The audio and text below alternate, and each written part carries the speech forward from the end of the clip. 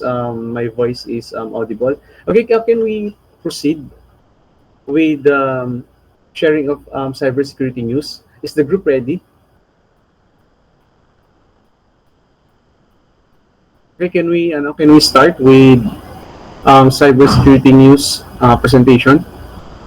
After that, I would like to call no yung group nila, yung assigned sa week 6. Hanapin ko lang. Arnais, ayan. Where's Arnais? Arnais, Gilena, the rest, okay?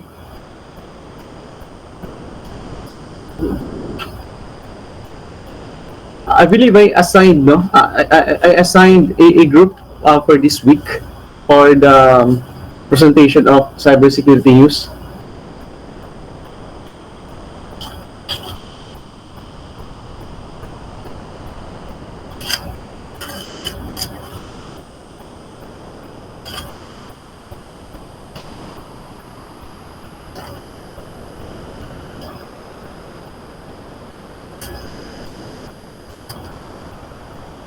Okay, so I guess no, that group is a wallflower. Ayan.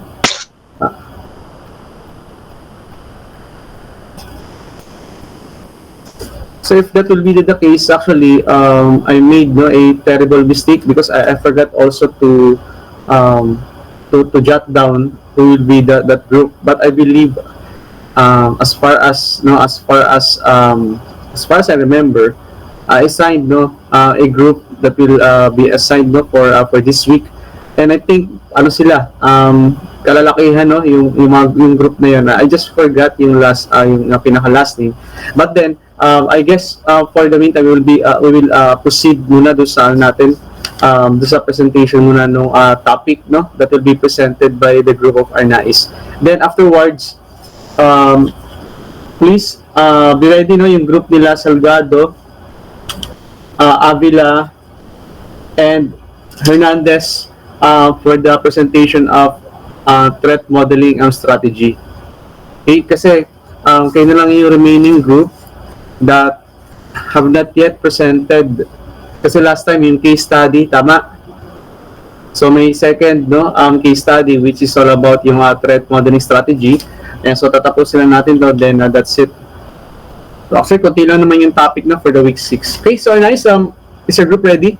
Can we start with your topic?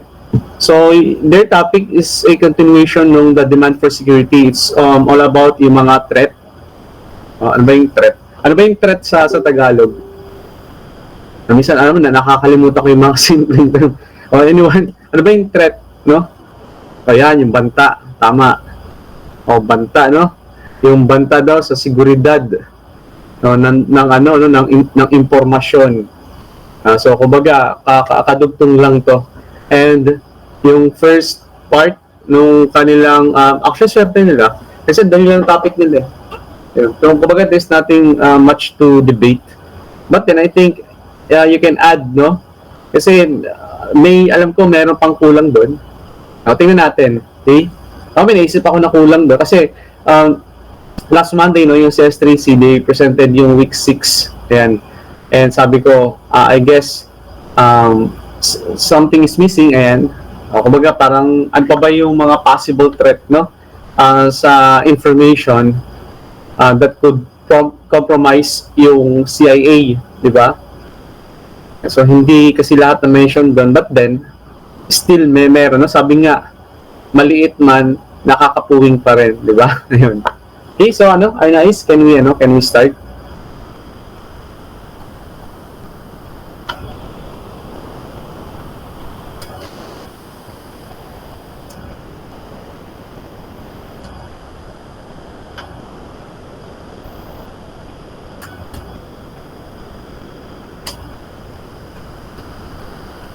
Okay, I would like to assign the group of Agbulos. Yan, Agbulos, Genelaso, Navarro, Obina, Aquinta, you will be in charge of news sharing for cybersecurity by next meeting. So that will be March 5. So ilalagay ko dito, tatandaan ko na, ang swerte nung group na yun, no? Hindi ko alam kung sino yung group na yun. Ayan. So, ilalagay ko dito, so hindi ko na to makakalimutan. So I will, so you will be the presenter ng cybersecurity news for week number 7, okay?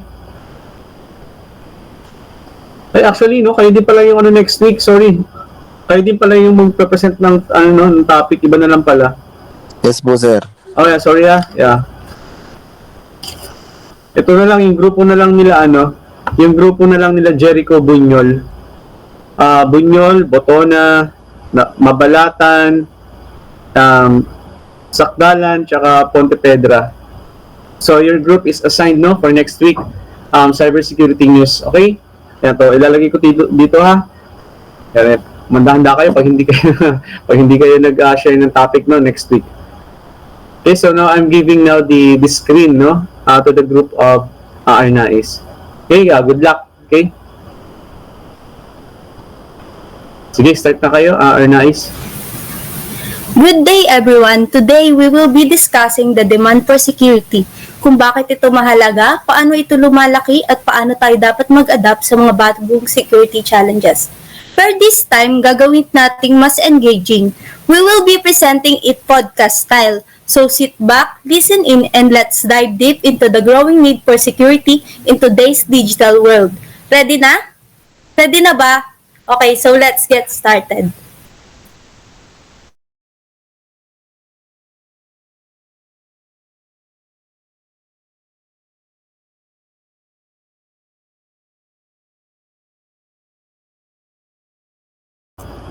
Walang sound.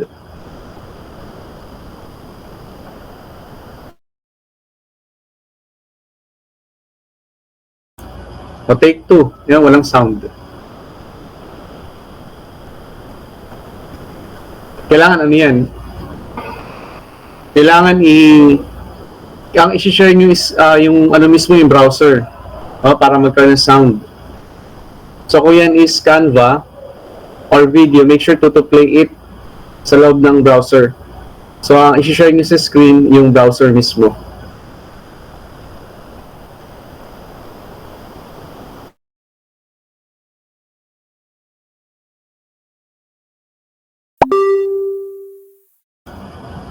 Mukha pa naman pinagandaan nila Arnais yung yung topic. Ayan. So, sayang naman kung hindi natin mapapanood.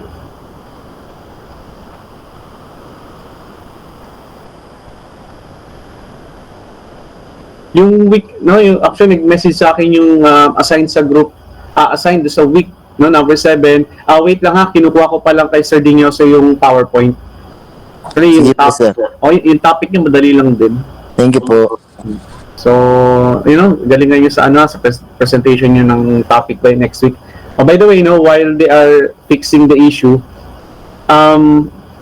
let's talk about this one. Kasi I talked to Sir Gabilagin. I asked him if it will be okay na mag-online, mag-online class tayo, na lang pag Wednesday. Di ba, dalawa lang subject yung pag Wednesday, tama ba? That is automata, Tama ba? Automata. Ayan, tsaka itong subject ko. Kasi for my CS3C, ang setup namin talaga, as in fully online na kami. Ayan. Sabi ko, hindi ko kayo matanong, kasi sabi ko, hindi na pala ako yung subject nyo pag Wednesday, you have also your automata, with Sir Gabilagin, which is 4 to 5:30. If I'm not mistaken. Ayan. So, ayun, not really sure kung okay lang. Kasi kay Sir Gabs, okay lang daw sa kanya. So, sabi ko, let's just ask muna si Sir Paz kung okay lang. Kasi automata yun. So, ayun. Kung okay lang din naman sa inyo, so I guess, pwede mag-react kayo ng puso kung okay sa lahat. Para makita ko lang kung majority ba okay na purely online, Purely online tayo by Wednesday. Kasi dalawa lang naman subject nyo. Hindi ko makita ng kabuuan, teka. So, mukhang okay naman, How about yung iba? Okay lang ba sa inyo? Ayan, halos karamihan naman. Sige, I will talk to Sir Gabs, Sabi ko, Sir Gabs, ayaw ka na rin makita ng mga bata. ano daw, online na lang daw. Sige, ano yan, no? Noted yan, no? So, kausapin ko si Sir Gabs, ayan, sabihin ko na, sir, ano, ayaw daw na subject mo, mag-online na daw. Bibiro lang, okay? Sige, ano, Arnais, please, proceed na, no, kung okay na.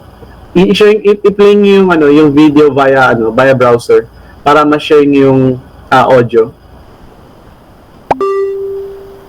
Sir, wait lang po. Inaayos po kasi namin naglalag daw po yung... Naglalag. Sige. Or pwede nyo i-send sa akin if you want. Mabilis sa internet dito sa ICT. Kung gusto niyo, ako yung mag-share. Para at least, makapag-start. Just send me the link. Then let me do the screen sharing na lang. Dito walang lag, no? Kasi ang connection dito, 400 Mbps na dedicated pa yan. Nasa kusina mismo ako, kaya ramdam ko yung speed.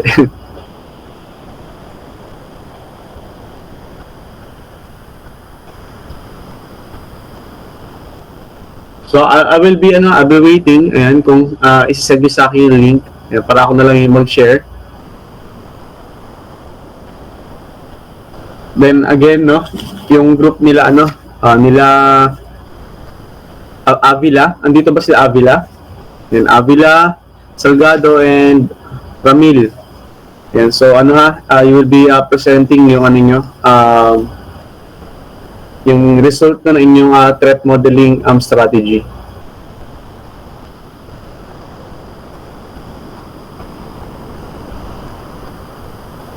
Malapit nga lang ako sa sa CITCS, tatawagin ko si Sir Gabilagin. Yeah, let me check on him. Tingnan ko ako nandito sa nasa CTAX.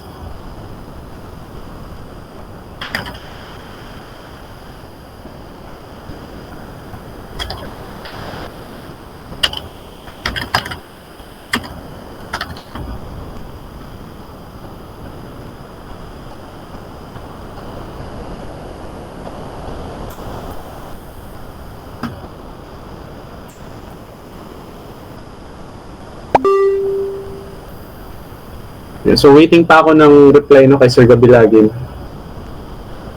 Yeah, so pag nag-reply si Sir Gabs, ayun, so papuntahin ko dito sa sa ICT para at least makausap niya rin kayo. Na yun nga ating arrangement na every Wednesday will be purely online.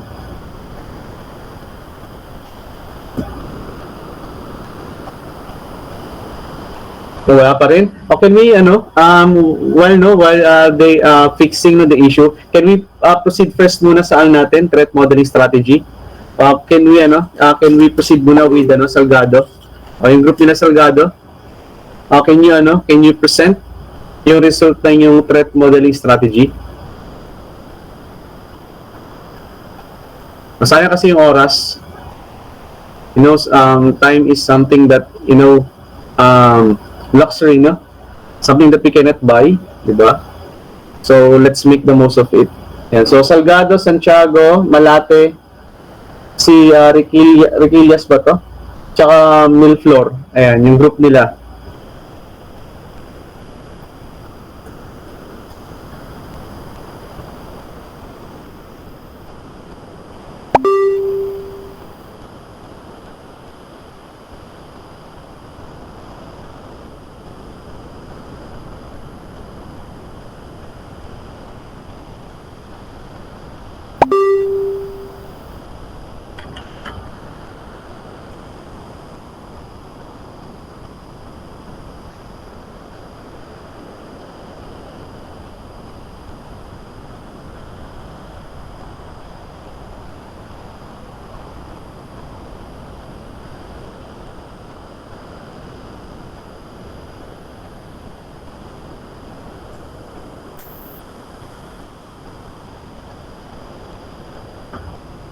Oh, where's the group of Salgado?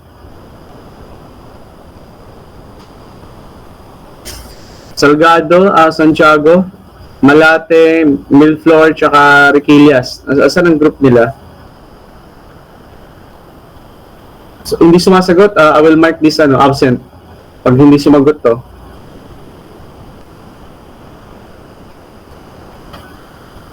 Wala. Absent tong absent tong limang to. Okay, sige. So while waiting, no? Ayan, sumagot na si Sir Gabs.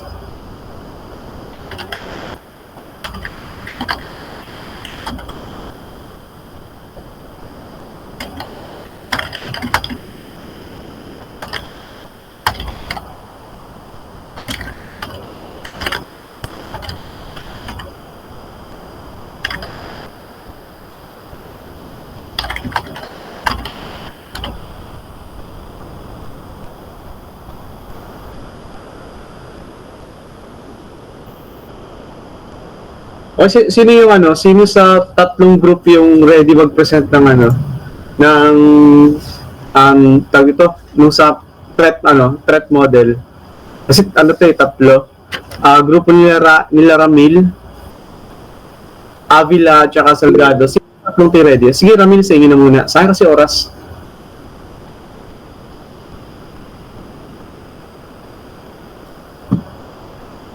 So actually, ang gagawin nyo ng threat model yung pinakamamahal natin na PLMon Student Portal. So madali naman threat model. So hindi naman siya ganun kakahirap gawin, no?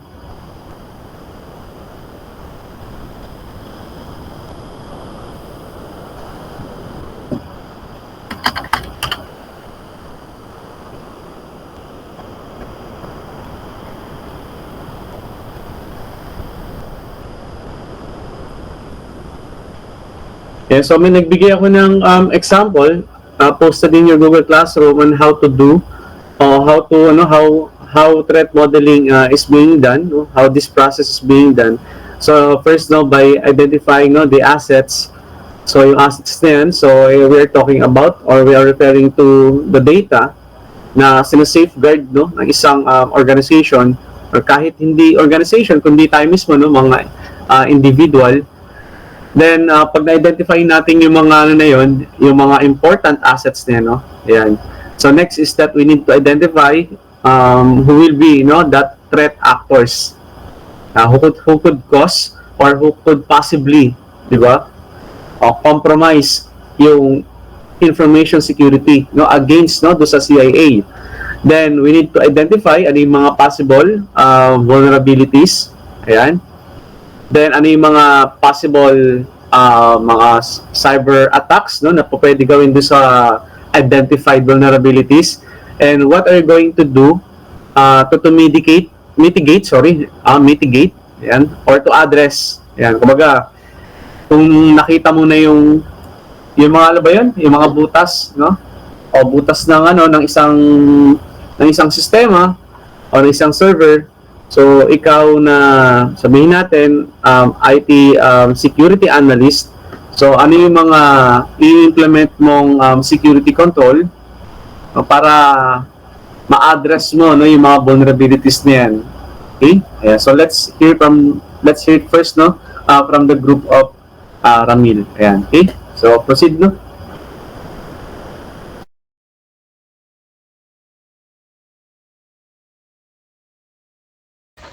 Hello.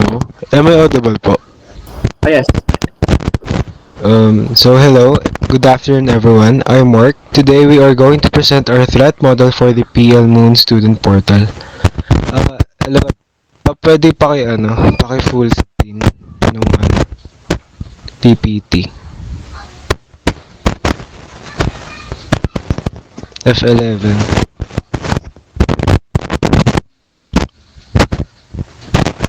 Sige, okay na yun. In this presentation, we will walk you through the critical assets of the student portal, the potential threats they face, and the security measures that can be implemented to mitigate these risks. By understanding how data flows through the system and where vulnerabilities may lie, we can better protect the student community from unauthorized access, data breaches, and other malicious activities. My goal is to provide an overview of the assets involved in the portal, including information, academic records, financial data, and system functionalities. In the threat model for the PL Moon student portal, identifying assets is a critical step because these are the components most valuable to attackers. Let's break down each asset and why it is essential to protect. Next slide, please. Yung fourth slide. Hello, Ramil.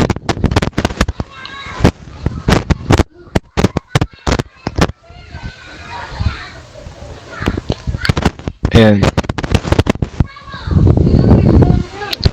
So, number one is student personal information. This is like super sensitive info for like your name, email, phone number, and address. If it gets stolen, people could use it for identity theft or phishing. They can sell it to third parties. Attackers can pretend to be you or target you with specific attacks. To keep it safe, dapat encrypted siya, securely stored, and only accessible to authorized people through role-based permissions. Number two is academic records. This contains all your grades, subjects, and courses. If someone gets unauthorized access, they could tamper with your grades or make fake transcripts, which can totally mess up your academic life. To protect this, kailangan ng strong access controls, multi-factor authentication for the staff, and regular audits of access logs. For number three, financial records.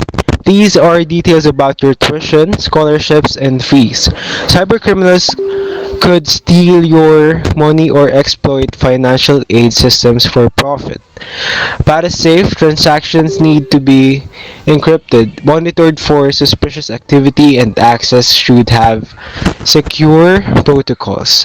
For login credentials, this is your authentication on the portal. If someone gets your login credentials, they can access your private info. To avoid this, dapat may strong password policies, hashed passwords, multi-factor authentication, and regular password changes. Communication logs. These are records of notifications and emails sent via the portal. If attackers get this, they can launch phishing attacks or access sensitive info. To protect this, dapat encrypted ang communication and secure ang email systems. For system access, these logs show when and where you logged in. If compromised, attackers can track their behavior or delete logs to cover up unauthorized access. Excuse. For faculty data, this data includes staff like student advisories and attendance records. If accessed without permission, it could mess up advisory information or attendance. For portal functionalities, these are the portal features where you enroll, check your class schedules, and see announcements. If attackers mess up with this, they can disrupt your enrollment or post fake announcements. Regular updates, secure coding practices, and protecting these functionalities are a so next reporter po.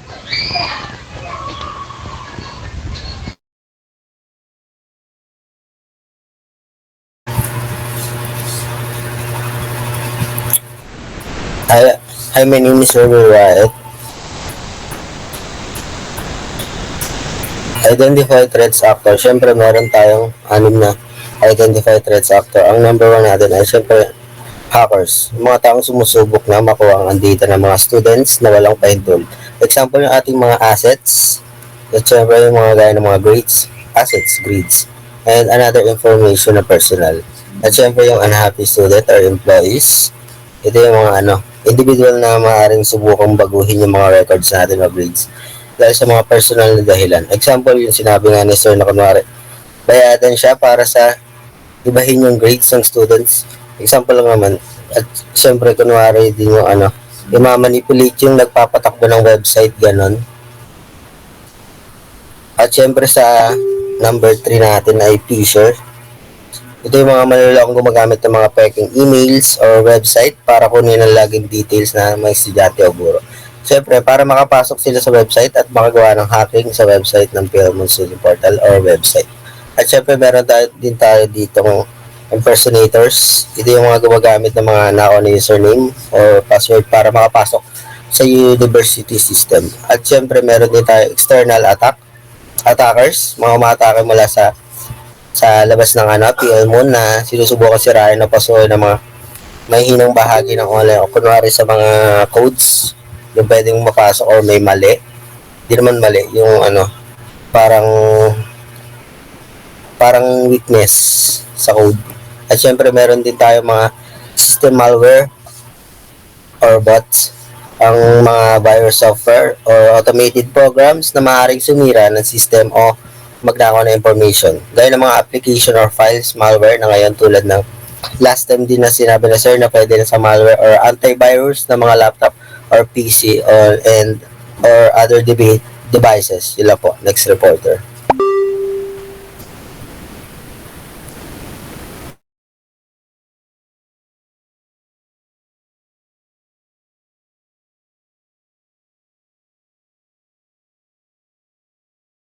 Narinig po ako. Next slide. Number 3. Identify vulnerabilities. So first, weak or reused password. So alam naman natin na lack of weak password yung portal mismo ng Philmon, and also mas magandang i-improve yun if ever man na ayun yung pwedeng gamitin ng isang estudyante. And yung pangalawa naman po is yung lack of two-factor authentication or 2FA.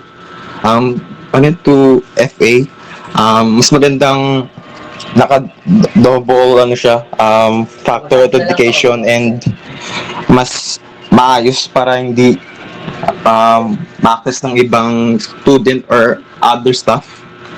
And pangatlo is expose or insecure APIs that may leak data. And for outdated software or plugins used by the portal, if ever sa ganitong software gagamitin yung pagsaksak ng mga pag-plug sa portal, mas magandang tawag ito, may improve para hindi din ma-access yung mga important data or information. And yung panglima, improper session management, insecure data transmission. Ito yung mga encrypted login forms na may times na nag-pop up po sa atin if ever na makita natin. And pang-7, user data publicity exposed. And last, SQL injection or other common web app vulnerabilities. Next slide, please.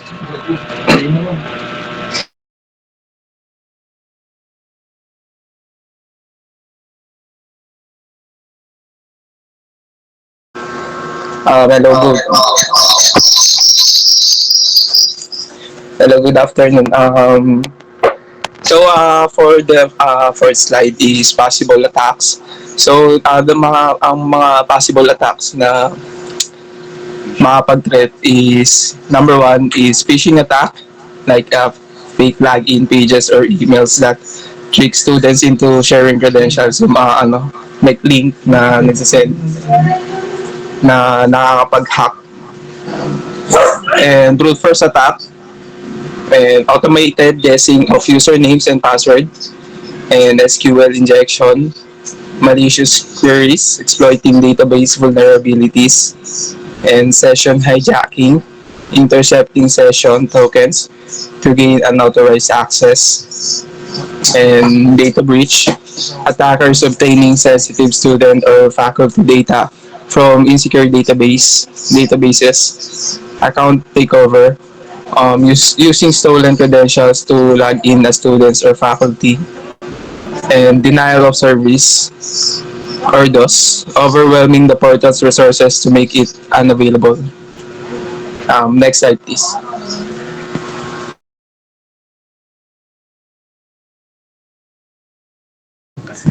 Hello, good afternoon, sir. Audible po ba? Yes. So, um, security controls and mitigation. To enhance the security of our web portal, using these practices, number one, using strong unique password requires complex passwords to prevent easy guessing or cracking. Number two, implement two-factor authentication or tinatawag nating 2FA. Nag-add siya ng extra layer of security by requiring a second form of identification. The next one is the encrypt data in transit and at rest. Protect sensitive data with encryption both when it's transmitted and stored. Next one is conduct regular audits and penetration testing. Regularly viewing security policies and test for vulnerability. um, Next, secure API development. Use strong authentication methods and validate inputs to prevent attacks. Next one is using HTTPS ensures secure communication between user and the portal by encrypting data with HTTPS. Next one is account lookout after failed attempts. Protecting against brute force attack by locking accounts after multiple failed login attempts. After software and patch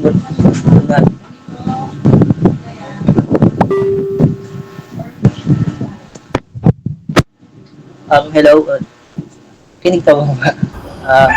Next one is the limit user permission. Grant only necessary permission to user to minimize the impact of potential breaches. And next slide please. Ito po yung mga scenario po ng mga phishing attacks po. Number one, a student received an email with an fake link pretending to be the Belmont student portal. Number two, the link directs the student to a fraudulent portal login page that looks identical to the real one. Number three, the student enters their credential which are captured by the attacker. Number four, the attacker logs into the actual portal, modifies the student's record or access sensitive data. And the last one is the attacker could even change the password to lock out the student. The remaining slide will be explaining by Mark Nabili po, sir.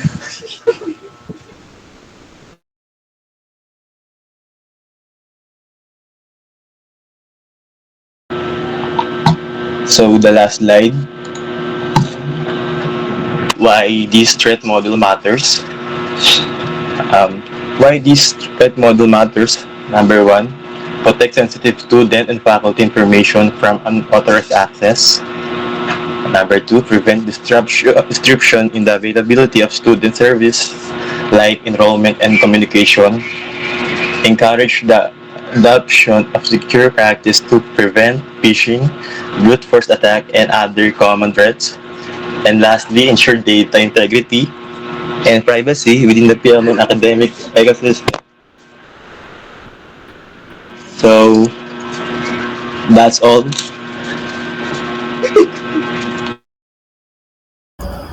Okay, ayan, no?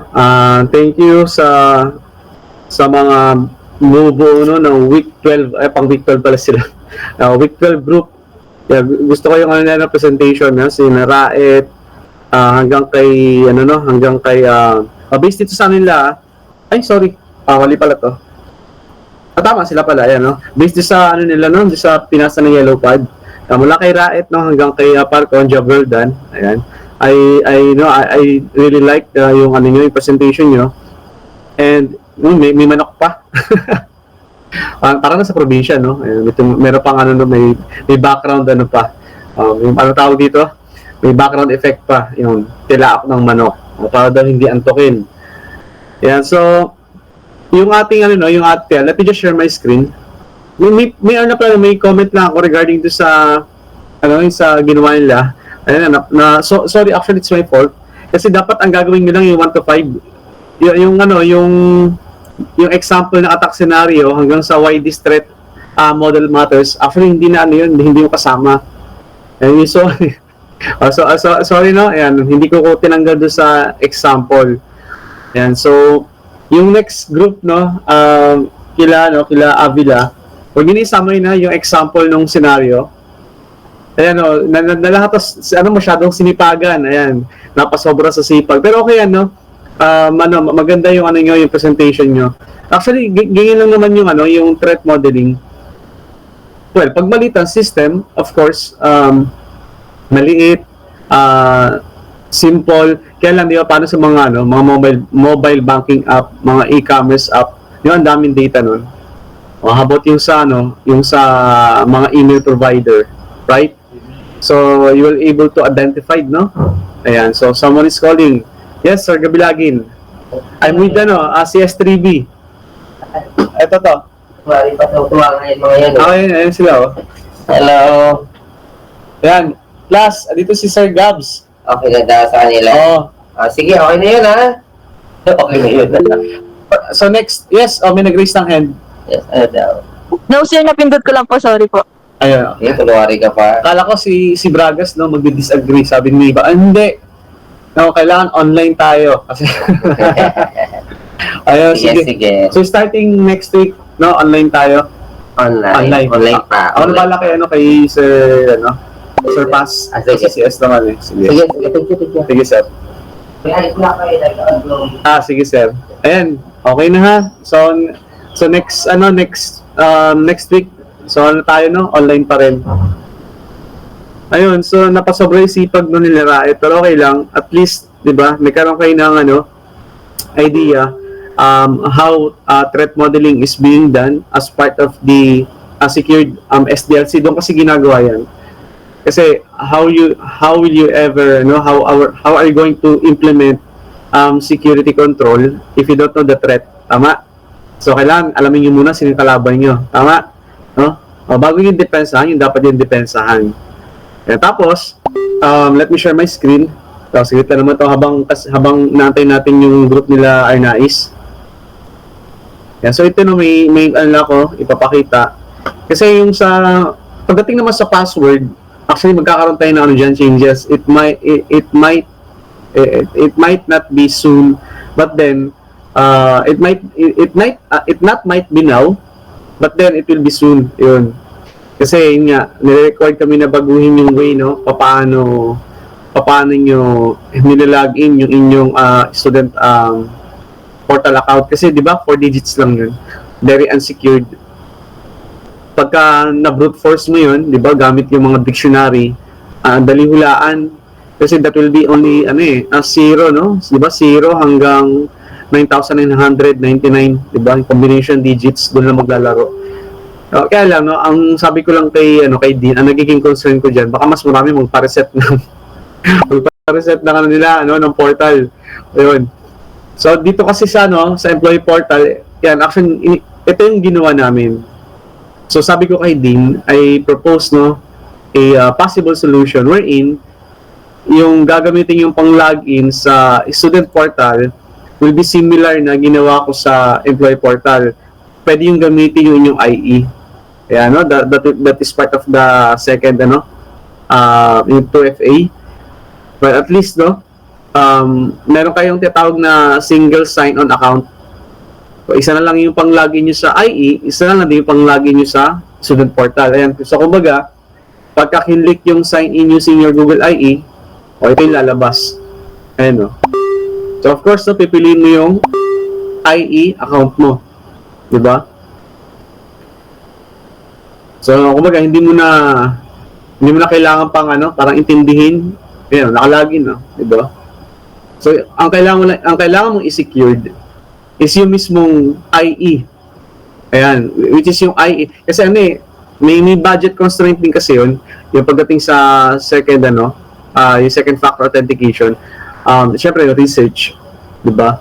So, the soft dev team dito need to decide ano yung po pwedeng i-implement na technology for the 2FA, diba? Secondly, difficulty ng implementation. Syempre, hindi naman ganun kadali. So, sabi ko, mas maganda, let's integrate si Google. At least si Google na bahala, mag-secure ng inyong account, 'di ba? Wala na siya sa hindi na ICT ng PL mo yung accountable when it comes in handling yung account, no? Okay din naman, 'di ba? At least isa na lang yung i-maintain yung account. Kung makalimutan niyo man ang inyong student portal account, at least, 'di ba? O hangga't meron kayong IE, buhay pa, makakalagin kayo, okay? And tapos, pagdating doon sa ibang vulnerabilities, no? Ayan.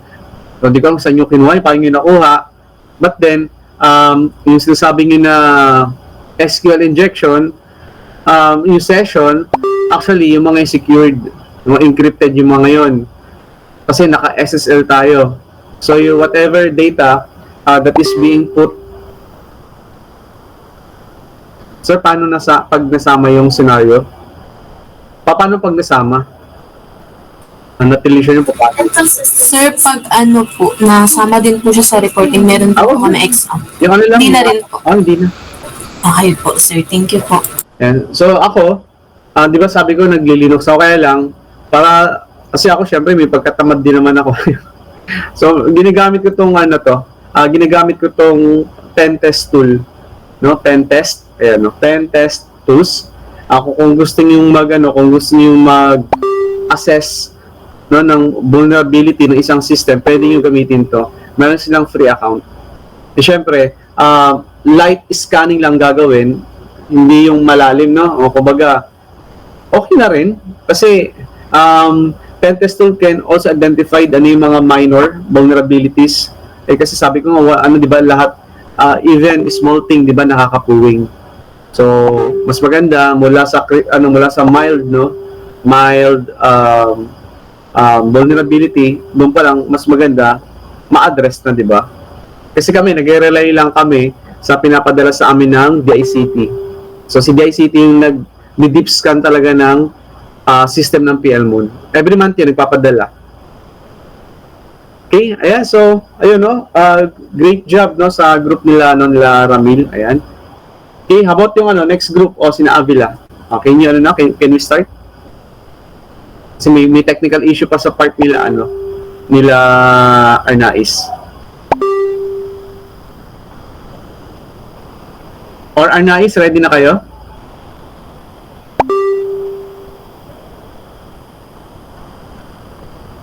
Hindi pa na ready, no? Ayan, nag-share na si sige. Start na. So, am I audible po? Oh, yes. So, good day everyone. This is our threat model for PLMON Student Portal. So, with my group members, Kilo Ken Gabriel, Kahuman Aljem, Avila Joanna Lynn, and Kisana Aleo. Next slide, please. So, this threat model focuses on PLMON Student Portal, identifying potential risk attackers, vulnerabilities, and security measures. Step-by-step threat model for PLMON Student Portal. Next slide, please. So, before the step one is, why? So, first is, what is threat model ba? So, a threat model is a plan that helps identify possible security risk to a system who might attack it and how to protect it. It helps organizations understand threats, find weaknesses, and put strong security measures in place to prevent cyber attacks. So, step one is identifying assets.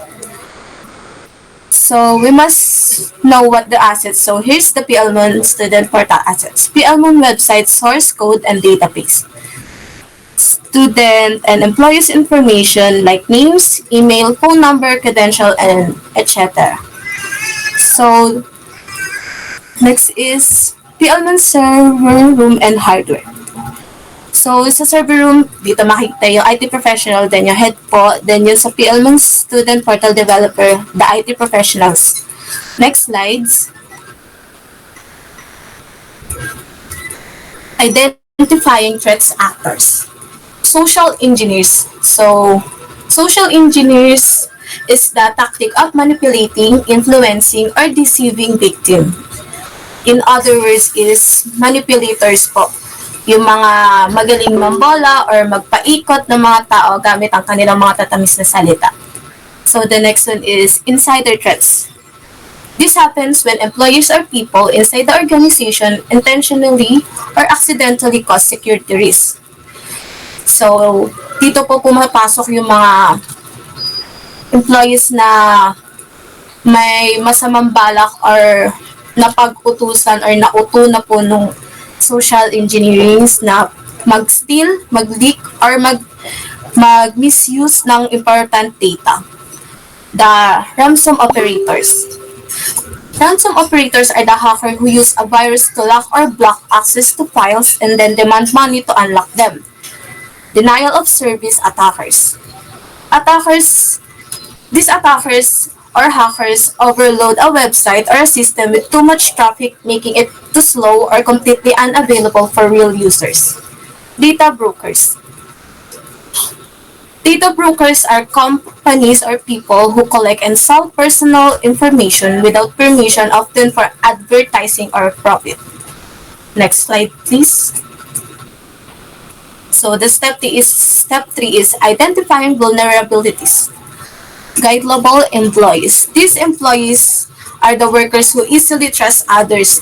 Yung mga employees po na madaling magtiwala, mabilis mapaniwala, madaan lang po sa mga magagandang salita, na pwede pong magbigay ng mga important data sa mga hackers.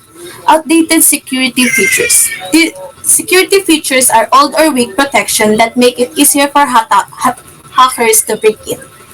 Lack of cybersecurity awareness and training.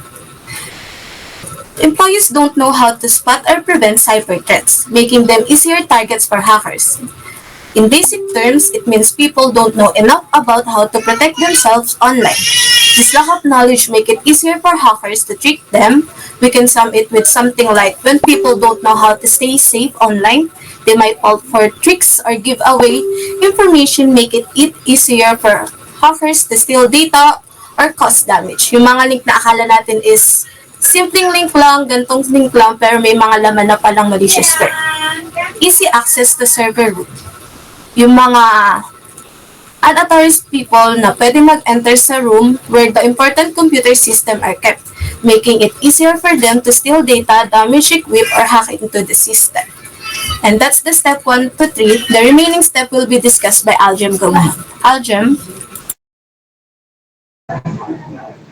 Tunig po ako. Yes. Step 4, possible attacks. Social engineering. This is when hackers trick people into giving up sensitive information like passwords by pretending to be someone trustworthy, like for example, fake emails, phone calls, or messages. The next is reconnaissance, passive data collection. Attackers quietly gathered information about a target without direct interaction, such as checking social media, public records, or leaked data to plan an attack. The next is denial of service or DOS attack. Hackers overload a website or network with too much traffic, making it slow or completely unavailable to real users. The next is man-in-the-middle or MITM attack. The attackers secretly intercepts and alters communication between two people or systems, like eavesdropping on an online conversation or stealing login details. The next is remote access, trojans, and ransomware. It's malicious software that lets hackers secretly control a victim's computer. Ransomware, it means a type of malware that locks files or system and demands payment or to restore access. Next slide. Step 5, security controls and mitigation. First one, monitoring and logging. keeping track of activities on a system or network to detect suspicious behavior and respond to security threats. The next is multi-factor authentication or MFA, adding extra layers or security like a password plus a code sent to your phone to make it harder for hackers to break in. The next is traffic filtering, firewalls and intrusion prevention. Firewalls means act like a security guards, blocking harmful traffic, while intrusion prevention system detect and stop attacks before they cause harm. The next is secure Wi-Fi networks or WPA3 encryption. Is protecting wireless network using strong encryption to prevent hacker from accessing data. The next is information security policies. This means clear rules and guidelines for employees or users on how to keep information safe, like setting strong passwords and avoiding suspicious emails. Next is regular backups. Saving copies of important data so it can't be recovered if lost due to an attack or system failure. 7. Access control system. It means restricting who can access certain data or system, ensuring only authorized users to get in. Thank you po. Yan, okay, so thank you, Joanna Lynn and the rest of the group for presenting well, no, yung threat model that you came up, no, for the PLMO student portal. And actually, particularly yung isa, yung identified vulnerabilities, well, guilty naman talaga guilty ang PLMO yung lack of parang awareness, no, yung cybersecurity awareness and training. Well, not only for the employees but as well as for the students of PLMO. Kasi nga, if there's, I guess, no, it will help to somehow lessen yung mga leaked password, yung mga forgotten password, ano pa ba? Yung mga yung mga hack, no, IE account.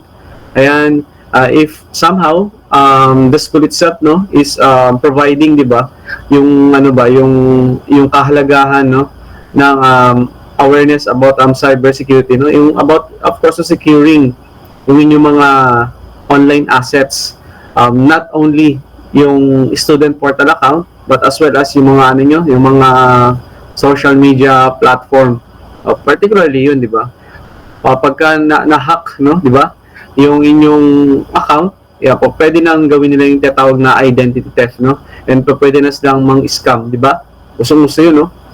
Diba, may message ka, no, tapos kunwari mangungutang, di ba, yung pala hindi pala yung kakilala mo yung kinakausap mo, scammer na pala yun, na yun nga, no, ng hack nung account. Not really sure, no, but may nahahack na ganung account. It could be siguro yung mga kiniklik natin ng mga link, no, akala natin safe, but then hindi pala, kasi yung link na yun harmful, no, as it could steal yung ating mga login credentials, particularly sa mga social media account natin. Kaya when someone, di ba, is sharing a suspicious link, no, much better, di ba, wag nila i-click. Kasi ako ganun. Pagka nakita ko kasi na yun nga, ay, parang may something, no, feeling ko, na-hack yung account nito, and the hacker wants also to hack my account, and so na lang, di ba, disregard. And so let me share again my screen. Ito yung sample, paano namin ginagamit yung pen test tool. Ito yung pang-mabilisan yan, no? Ini-scan yan, ayan. So, napansin nyo, merong low, ayan, vulnerability, di ba, yung website ni PLMON, yung unsafe daw, yung security header, ayan. So, yung mga low lang naman siya, so kumbaga parang hindi ganoon ka hindi ganoon ka para sa akin, and not necessarily, no, immediately kailangan ma-fix agad. Kapag critical yun talaga, actually nagkaroon dito ng critical, yun inayos ko kaagad. Yan yung low, sabi ko sige, kasi yung low, yung itong part na to, no, sa may header, it will take some time, no, for the ICT to fix that, kasi ang dami naming naka-deploy na system sa mismong server natin, and ang daming pages nun, so hindi kaya agad-agad, kaya yun. Yeah, so ganito siya ginagamit. So now, ito, pang mabilisan to. So if you don't have enough time to study Kali Linux, no, to do penetration testing, pwede yan. Okay lang, syempre, parang sa akin naman, I just wanted to share, no, my knowledge paano naman gamitin ang Linux, no, for ethical, no, hacking, which is yun naman yung paunti-unti kong ituturo, no, pagdating ng finals. Pero sa week 8, meron ako sa inyong i-share. Ayan, ito yung mga nakikita niyo sa movie. Ayan, so papakita ko sa inyo na pwede yung panggoyo ba kung nang-hack kayo. Ayan. So somehow, no, parang akala mo hackerist ka na. Ayan, mga hacker ko, no. Pakita ko sa inyo paano yan sa week 8. Week 8, tama, bago tayo mag-midterm exam. Ayan, kumbaga patikim lang. Okay, so thank you again, no? Ayan, so very good yung dalawang group, no? Nag-present, ewan ko ba, parang, wala naman sa favoritism, pero parang mas gusto ko ang CS3B sa CS3C. Ayan. Pagdating sa presentation, no, ng topic. I'm not really sure, no? Di ko lang, baka makabawi pa ang CS3C. So, pero mas gusto ko yung way, you know, how do you do it? Paano yun? May ano ba? Parang nag-effort talaga. And okay na yung, nice. Okay na yung presentation nyo. Tapos na yung tapos na mag-share na, unless, no, yung group nila nila Salgado andito na.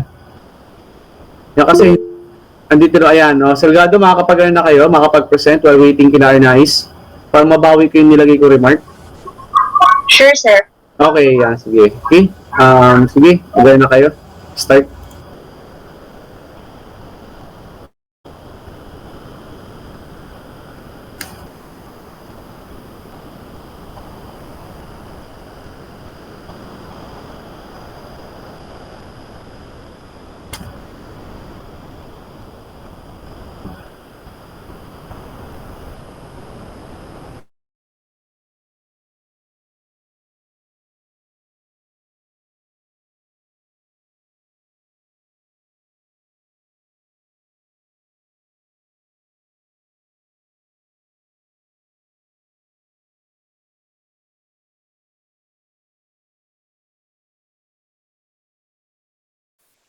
Hello po. Audible po.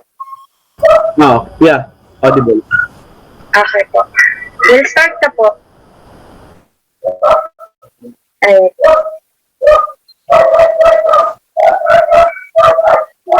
Okay, so good evening, sir. Good evening, guys. This is our threat model for Fairmont Student Portal. It includes me, Arthur, CJ, Depech, and James. So, we have followed the template po for the step-by-step threat model on our student portal. Number 1 is identify assets. Number 2, identify threat actors. Number 3, the vulnerabilities. And 4, possible attacks. 5, security controls and mitigation. Number 1 is going to be discussed by me, which is the identify assets. What are the assets that we have observed? First one is the student data, which is personal information such as name, student ID, contact details, address, academic records such as grades, transcripts, enrollment status, and then financial information such as tuition payments, scholarships, and login credentials, which is username and password. Also, the portal functionality, the registration system, grade viewing, enrollment system, payment gateway, integration, communication platforms such as announcements and messaging, and file storage assignments, submissions. Number 3, which is system infrastructure, the servers, the databases, network devices, software applications. And lastly, the institutional data, which the internal data related to students and academics. Second step on the threat model is identify threat actors, which is going to be led by Arthur. Are you there? Hello. Ayun. Good evening, everyone. So, these are the potential threat actors to PLMO student portal. Next slide, please. Okay, so number 1, students. Attempting to access other students' data, manipulating grades, disrupting system availability. Students might attempt to access unauthorized academic records of classmates, grades, personal information out of curiosity, for cheating purposes, or for malicious intent like blackmail. External hackers. Seeking financial gain, stealing payment information, disrupting operations, stealing student data for malicious purposes. Hackers might target the portal to steal payment information associated with tuition fees or other transactions. Insiders. Uh, Accessing or manipulating data beyond their authorized access level, potentially for personal gain or revenge. Employees with legitimate access might exceed their authorized privileges, accessing data that they shouldn't have access. Wait lang, previous slide po.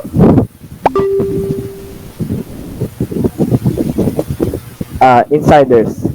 Accessing or manipulating data beyond their authorized access level. Ay, nasabi na pala, sorry. Next slide. And competitors. Attempting to gain access to PLMON student data for competitive advantage. Competitors might seek access to student data to gain insights into PLMON academic programs, student demographics, or other information that could give them a competitive advantage. Number 5, cybercriminals. Targeting the portal for data breaches, ransomware attacks, or other malicious activities. So, sophisticated cybercriminals might employ advanced techniques to gain persistent access to the system, potentially remaining undetected for extended periods to steal data or carry out other malicious activities. So, the next reporter is Mr. Flores. Hello. Next is identifying vulnerabilities.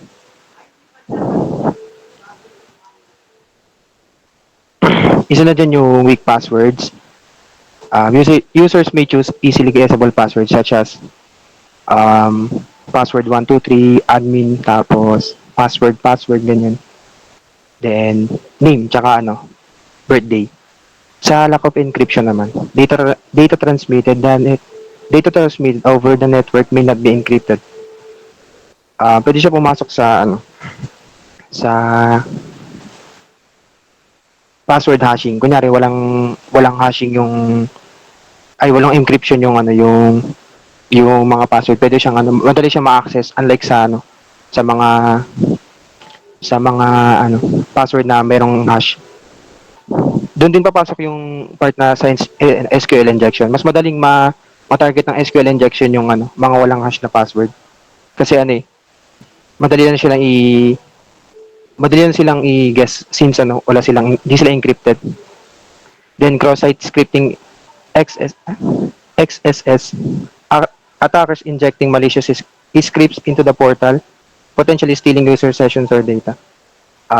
Pwede ito mangyari kapag pag hindi nila naayos yung form nila, kunyari sa login page, hindi sila nakaayos ng hindi siya naka-filter, ganun. Meron kasing part na na program na mag-filter ng mga inputs. Ayun, yung isang example is sa JavaScript. Pwede siyang pwede siyang pagtipan ng mga users na marunong ng ganun. Lack of two-factor authentication, making accounts more vulnerable. Yung sa two-factor authentication naman, para siyang ano ba pwede example? Para tong secondary password, ganun, or secondary security na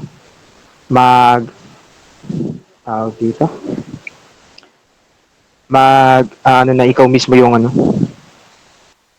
dense unpatched softwares, outdated software with known vulnerabilities. The next reporter is Depeche po.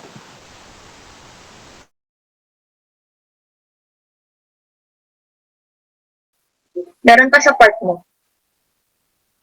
Meron pa ba? The next is insecure data storage. Sensitive data stored without proper encryption.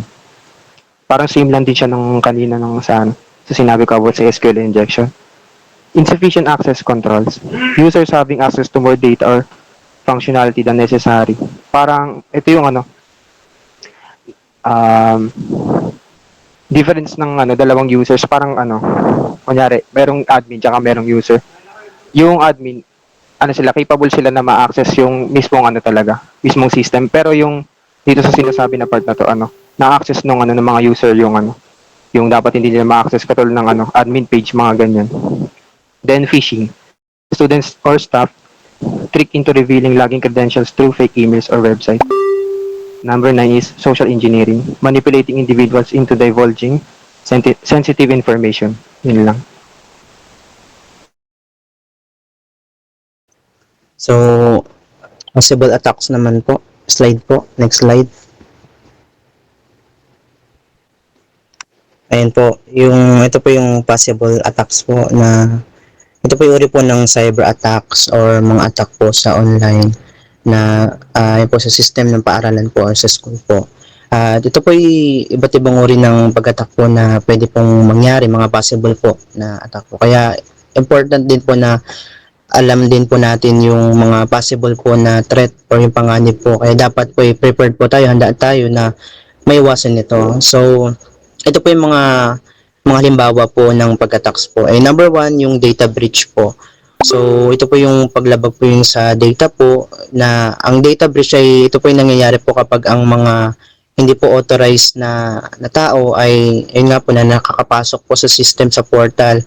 At yun po na nakakapag-download po or nakaka-access ng mga sensitive information ng mga mag-aaral po or ayun nga po na halimbawa po yung yung pwede nilang makuha yung mga personal na information tulad ng pangalan, address, grades, at etc. Iba pa po. Iba pong mga confidential po na data. So, kapag nangyari ito, ay malaki po talagang possibility na magagamit po ang mga information po sa mga masasama po. So tulad nga po sa sa pagnanakaw po ng mga identity po. So, number 2 naman is yung yung denial of service o DOS po. So ito po yung ang DOS attack po ay ito po yung nangyayari po kapag ang website or yung portal po ay binabombard sa sobrang dami pong traffic or request po mula po sa mga hacker. So yun, nagiging dahilan po yun para maging hindi available po yung website sa mga normal na user po. Halimbawa po kung ang portal po ng school po ay nagka-DOS attack ay hindi makakapag-access po ang mga mag-aaral sa kanila pong mga grades or schedule na sa portal po kasi hindi po nila ma-load yung site. So kapag malala nga po ay matagal talaga ang downtime ng website po. And then hindi lang po yung yung data breach, denial of service, and then yung pangatlo is yung ransomware attack o yun nga po yung pag-attack po. Ang ransomware ay ito po isang uri po ng malware na encrypt sa mga files po ng isang system. So kapag na-encrypt ang mga files ay hiningi po ng hacker yung ransom po or yung bayad po para yun nga parang ibalik nga yung access sa mga nakalock na files. So halimbawa nga po yung kung maapektuhan ng ransomware yung attack yung school portal po ay ito po yung maaari po na hindi po ma-access yun nga po ng mga student yung kanila pong records or grades po etc. At yung mga hacker po ay hinihingi ng pera po para ayun nga bago nila ibalik yung access po. And then sa pang-apat naman po yung account takeover po. Yung account takeover po ay ito po yung nangyayari po kapag yung hacker po ay nakapasok po mismo sa account ng mga mag-aaral po at ito po yung kinokontrol po nila. So maaari po nilang baguhin yung password o gawin ng yung mga actions po na hindi authorized po. Halimbawa po kung makuha nila yung account ng isang student ay ayun po, maaari pong baguhin nila yung grades. Kaya ang hirap naman, 'di ba? Ang ganda-ganda ng grades mo tapos bigla na lang naging trail hat, puro sakit nun. So yun nga, yung kaya nilang din magpadala din ng ng maling information po yung gamit po yung account ng ibang tao. Sakit talaga nun. So sa panglima, yung grade manipulation. So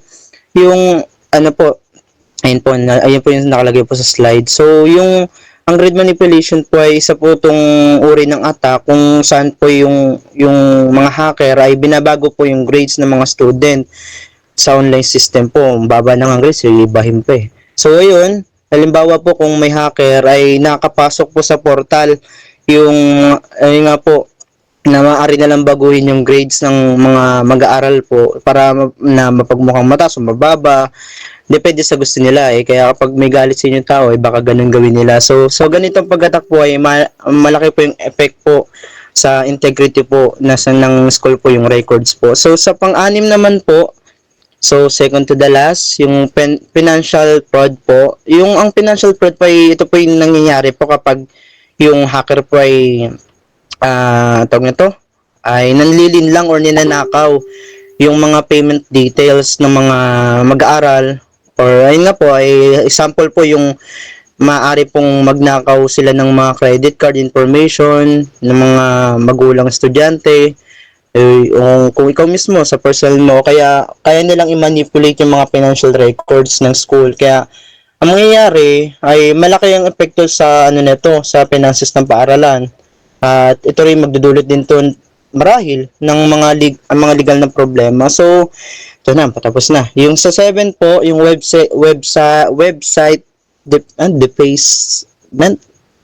Ayun nga po yung sorry. Yung pagpapalit po ng nilalaman po ng ng website. So ito po yung uri po ng isang attack din. Yun nga, possible attacks din ito. Na kung saan po yung binabago po ng hacker yung itsura po ng isang website. And po kadalasan po para po magpakita po ng mga tulad nga po yung nangyaring issue po sa portal. Alam na po natin yan, baka sa mga nakakaalam. Lalo si Arthur, alam yan. So, halimbawa po, na kung saan po ma-hack po yung, yung portal po at pwede pong palitan yung nilalaman ng website. Yun nga po, dahil po sa hacker. At pwede nila maglagay rin sila ng mga message doon kung bakit nila ginawa. So, mawawala po yung tiwala ng mga possible na mga mag-aaral sa system na yun. Kaya, ayun, yun lang naman po yung mga possible na attacks po. So, maraming salamat po. Next reporter po.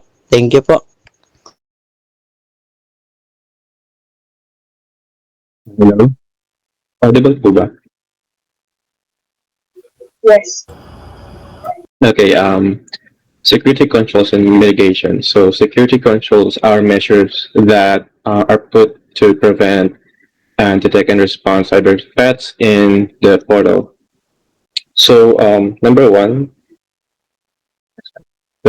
is a strong password policies.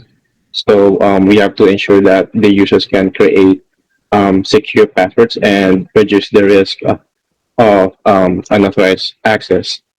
So for example, for this one, instead of allowing weak passwords such as 12345 or even the word password, the system should enforce a policy that creates requires at least 12 characters. So including uppercase letters, numbers and symbols. This also prevents brute force attacks and account takeovers.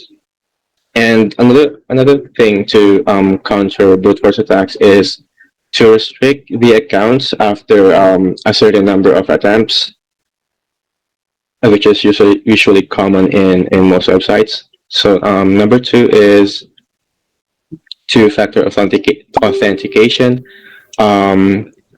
With the 2FA or the two-factor authentication, it adds an extra layer of security that ensures even if your password is compromised, the attacker still cannot access your account. So an example for this one is before you log into your account, you have to input a set of letters or numbers through your email or your SMS.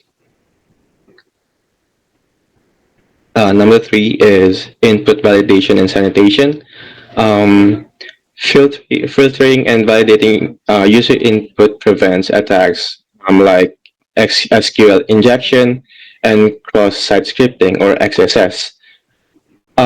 What is SQL injection? So SQL injection usually occurs when you ask for user input, like username or user ID instead of a name or ID. The user instead gives you the SQL statement that will run on your database, which is very harmful. And for mitigation of this one, this prevents attackers from injecting harmful scripts or manipulating the database. Number 4, regular security updates and patch management. So keeping the software plugins and databases up to date ensures that the known vulnerabilities are fixed. So if a security flaw is discovered in the student portal software, the IT should apply an update immediately to prevent hackers from exploiting it. Number 5 is data encryption. Data encryption ensures that even if hackers steal it, they cannot read the info. For example, student records, including the names, grades, that are stored in an encrypted format rather than plain text. So even if the hackers get access to this, the data appears unreadable and it's like gibberish. Number 6 is access control lists or ACL and role-based access controls or RBAC. Restricting system access ensures that users only see or edit what they are allowed to do. For example, a student can only view their own grades while a person who is unauthorized or authorized, such as the professor can update grades only for students in their class.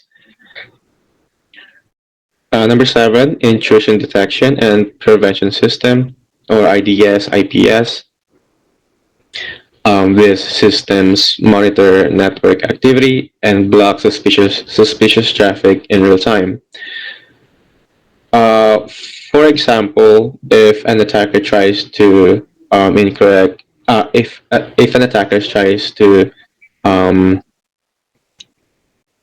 access an account and with multiple incorrect login attempts, the system detects it and will temporarily block their IP address.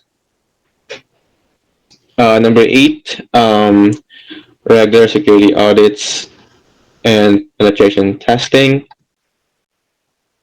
The system, sorry. So testing the system for vulnerabilities helps identify weaknesses before hackers do. For example, ethical hackers simulate an attack on, for example, the student portal and report security gaps so the IT department can fix them. Number 9, security awareness training. Educating students and staff on common threats like, for example, threats like phishing or social engineering reduces human error. In this one, students should be trained to recognize fake emails and emails that ask for login credentials, and advise to never share the password to everyone. Number 10 is incident response plan or IRP. So this one, having a clear action plan ensures a quick and effective response to cyber attacks. So if a data breach happens, the IT team can immediately investigate and also notify affected students and resets compromised accounts. Next slide.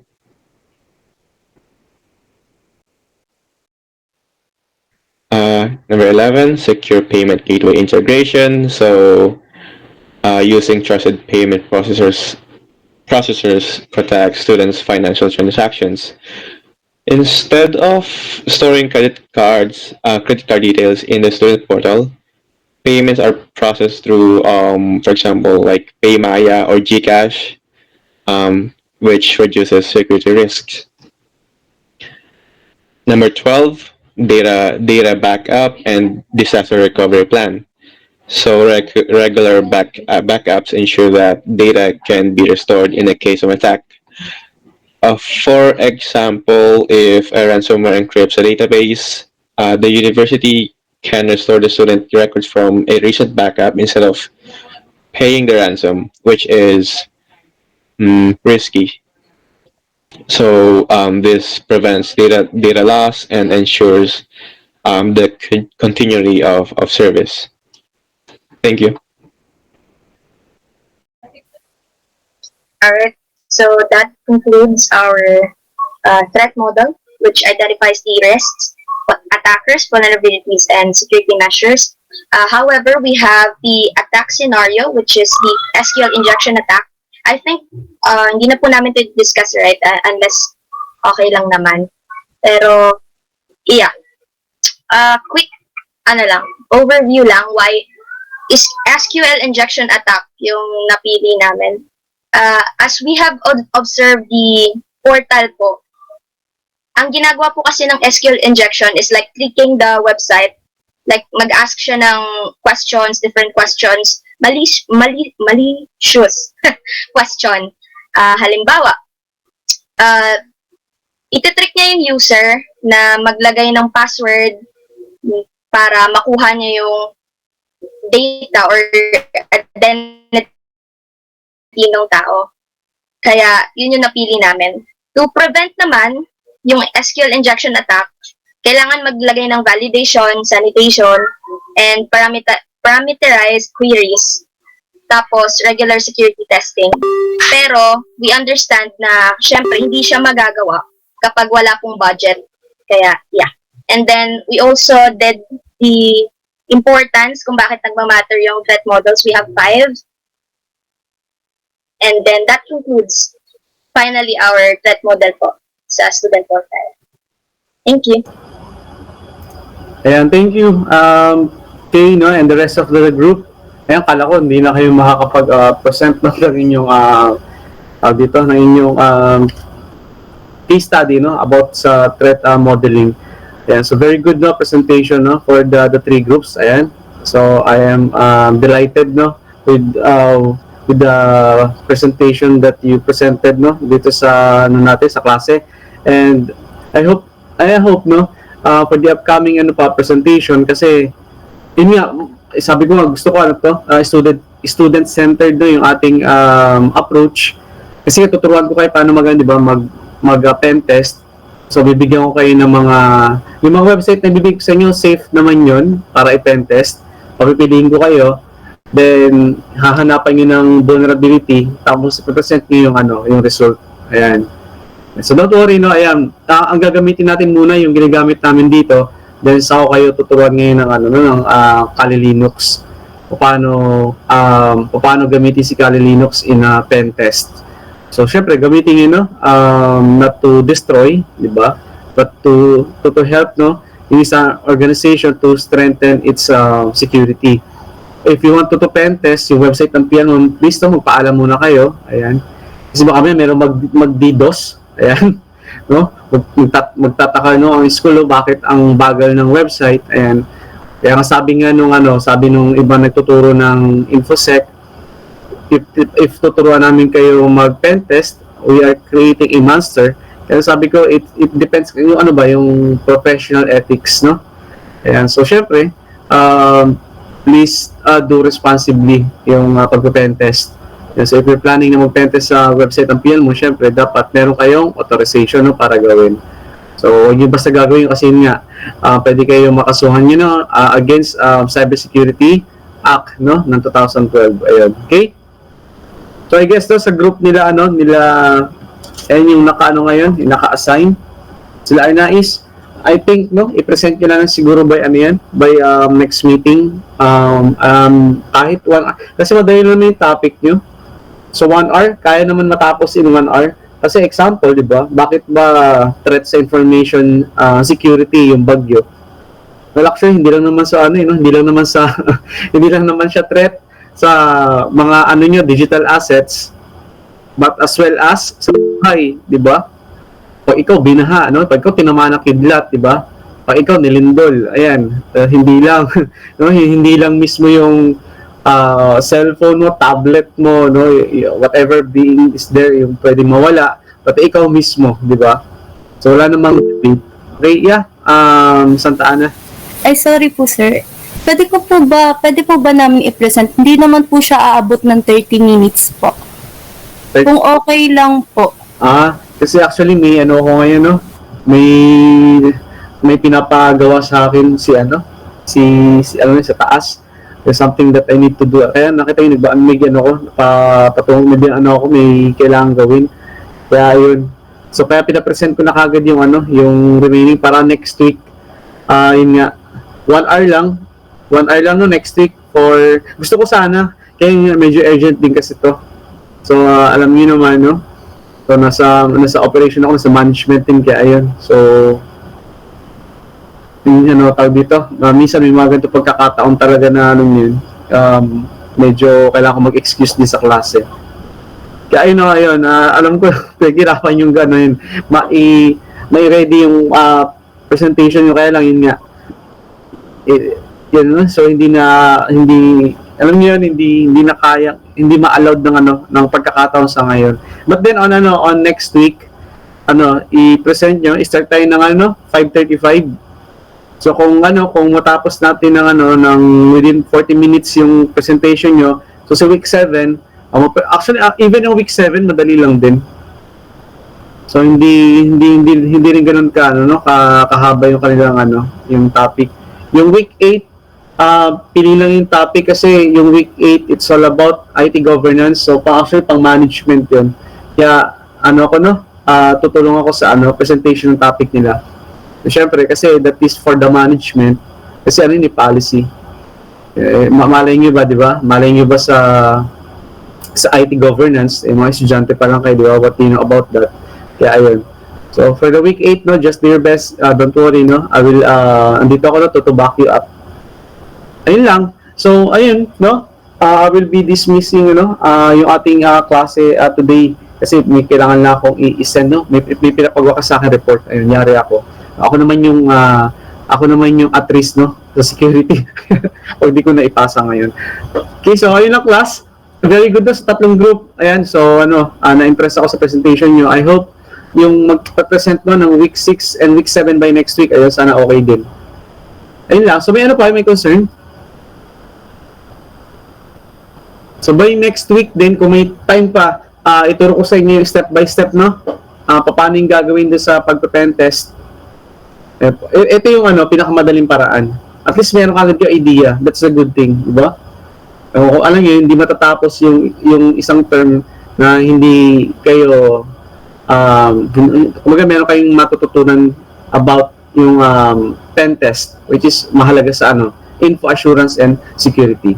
Okay? So yun lang. So let's celebrate magang ating ngayon this class dismissed. Okay? So, yun lang, class. So, see you online again next week. And a blessed night, everyone. So, you may have your dinner na. Thank you. Bye-bye. Salamat sa tatlong group na nag-present.